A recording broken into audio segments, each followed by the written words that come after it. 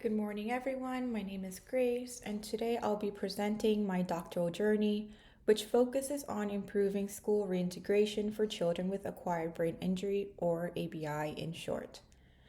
This work represents a continuum of three projects, each one building upon the last, to move from understanding the issue to applying solutions, and finally to transforming practice within occupational therapy. Every year, thousands of children survive an acquired brain injury. They leave the hospital physically stable, but the real challenge often begins when they return to school. Parents have often described this moment as falling off a cliff. Medical recovery doesn't automatically mean educational readiness. And for many, the systems are supposed to support them, hospital, school, and family aren't communicating with each other. So this leads to my problem of practice. California students with ABI often do not receive adequate support to successfully participate in school after medical recovery. And this gap stems from three main issues: limited collaboration among hospital, school, and family systems, insufficient knowledge across professionals about how to support these children, and a lack of standardized protocols for smooth medical to educational transitions. So, even after surviving their injury, many children struggle to participate in one of their most meaningful occupations, being a student. Occupational therapists are present at every point in the continuum of care. In the hospital, we focus on safety and stabilization. In outpatient settings, we work on functional recovery and compensatory strategies. But once the child returns to school, the OT role becomes less aligned with the medical model. And that gap between medical and educational systems is exactly where many children fall through the cracks. And it's where my work is focused on. What the literature makes clear is that children with brain injury experience not just medical side effects, but also the systemic consequences of poor coordination. Children's challenges after ABI change over time. As academic demands and social expectations increase, so do the cognitive and emotional requirements for participation. And to help organize these complexities, I developed a conceptual framework called METER, which stands for Medical to Educational Transition for Equitable Readiness. It emphasizes three key pillars based on Dr. Perez's work: communication, process, and knowledge, the foundational elements required to ensure smooth, equitable transitions. The child, in the meantime, is also influenced by environment, person, and occupation factors, while cognitive academic demands and developmental progression continue. And these components all influence the participation outcomes within school. And this conceptual framework became the backbone for all three of my projects. My work applies METER to change that trajectory by embedding participation at every level of the transition process. In Project 1, I clarified the knowledge base, identifying where occupational therapy literature still treats school reintegration as an event rather than an ongoing participation process, and that clarity provides the conceptual foundation for evidence-based practice.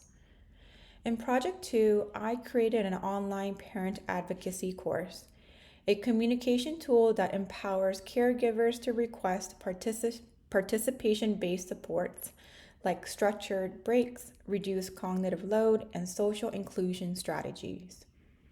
And in Project 3, I developed an educational course for OTs, which translates the METER framework into clinical action. It helps therapists design interventions that connect medical recovery goals to participation outcomes. For example, improving attention in therapy sessions so that it transfers to classroom learning and social engagement.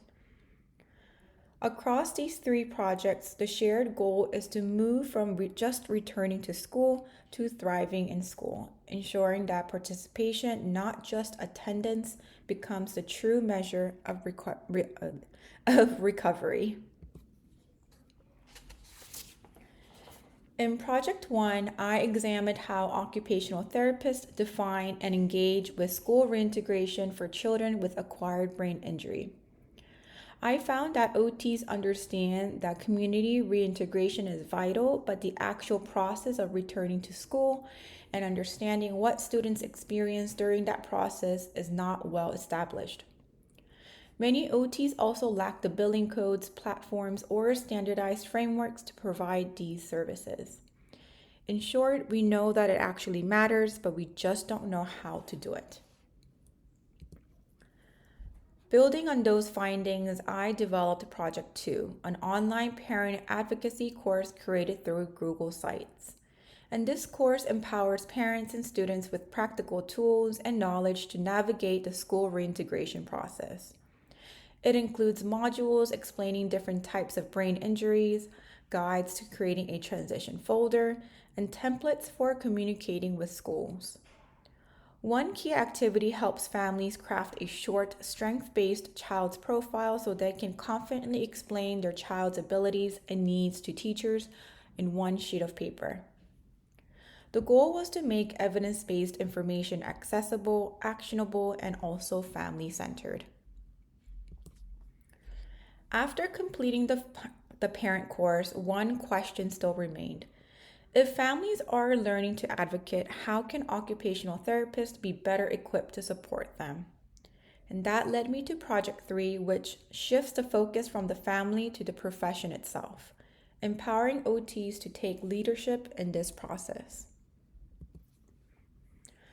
Project 3 is a 1 hour educational session designed for OTs, OT students, and OT assistants, which will be presented at the AOTA annual conference in 2026. The session introduces school reintegration as a natural extension of community reintegration and positions occupational therapy as a vital bridge between medical and educational systems. It also connects this work to broader healthcare trends, specifically precision health and precision rehabilitation, which emphasize individualized, context-based approaches to care. While medicine is already moving in this direction, occupational therapy has an opportunity to step forward and align itself with this evolving model. The educational session is designed to be interactive and engaging. It includes case studies that illustrate the real challenges students face when returning to school, an overview of the METER framework as a guide for OT practice, discussion of precision rehabilitation and the future of our field, and small group reflections where participants explore their own settings. And finally, practical tools and strategies that participants can take back and apply right away to their settings. This blend of content and reflection will not only raise awareness, but also invite practitioners to envision how they can expand their roles. I anticipate that many OTs will be learning about school reintegration for the first time. And through this session, I hope to increase awareness of the need for OT involvement in school transitions, gather qualitative feedback on the METER framework, and also inspire educators to consider adding this topic to OT curricula. The ultimate goal is to begin building a professional conversation about what it means for OTs to be truly present at this critical transition point.